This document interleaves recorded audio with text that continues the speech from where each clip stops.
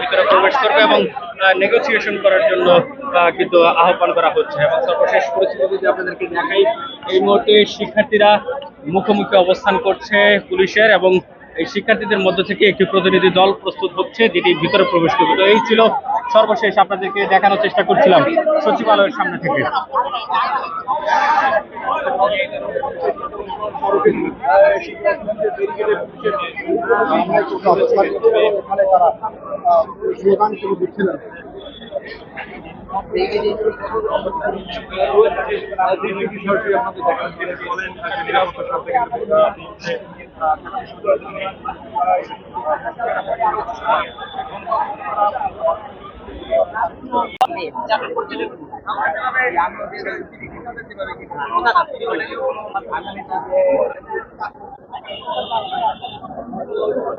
সেক্ষেত্রে